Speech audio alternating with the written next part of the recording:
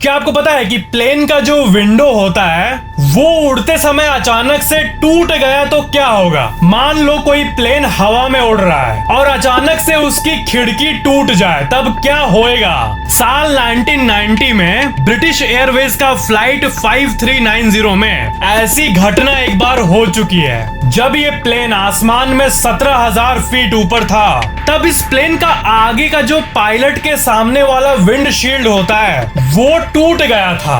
Pilot थे Tim लैनकास्टर और वो लिटरली विंड शील्ड से बाहर आने लगे थे। उनका पूरा बॉडी ग्लास के बाहर आ गया था, बट फॉर्चुनेटली उसी समय में उनके साथ वाले को पायलट उनका पैर पकड़ लिए जोर से, और दूसरा पायलट जल्दी से साउथहैम्पटन में इमरजेंसी लैंडिंग किया। और वो जो बाहर लटक रहे थे वो लैंडिंग तक आधा से उनका ज्यादा बॉडी शीशे के बाहर ही रहा, बट उनकी जान बच गई, बस हाथ में थोड़ा सा फ्रैक्चर आया। और एक घटना में सिचुएन एयरलाइन का फ्लाइट 3U8633 के साथ साल 2018 में हुआ था। इस घटना में हुआ ये था कि टेक ऑफ के बाद पायलट का जो आगे वाला केबिन होता है और उसके आगे शीशा जो होता है वो पूरा बीच हवा में पूरा निकल के फेंका गया। आगे का पूरा ग्लास ही हवा में उड़ गया, बट लकीली पायलट से सीट बेल्ट बांधे हुए थे, जिसके चलते वो पायलट बाहर नहीं गया और सेफली लैंड कर दिए प्लेन को। और ये घटना 32,000 फीट पे हुआ था। दोनों को पायलट ने सीट बेल्ट के सहारे किसी भी तरह सेफली प्लेन को लैंड कर दिया और किसी भी पैसेंजर को हार्म नहीं पहुंचा। तो जब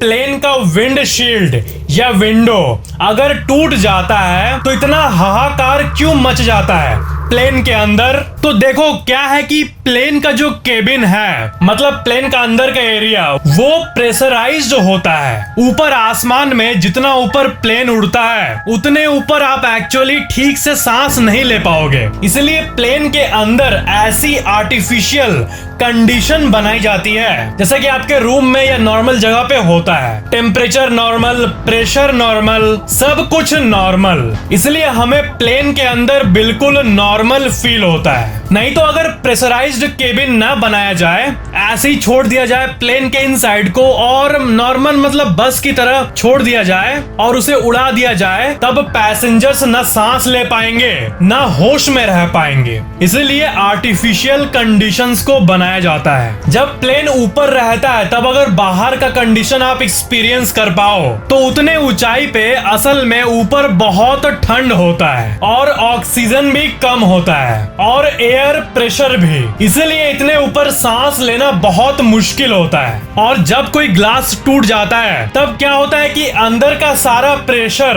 बाहर निकलने लगता है। जो आर्टिफिशियल कंडीशन बनाई गई है वो बाहर जाने लगती है और इतने ऊपर का एब नॉर्मल कंडीशंस प्लेन के अंदर आने लगता है उस ब्रोकन पार्ट से।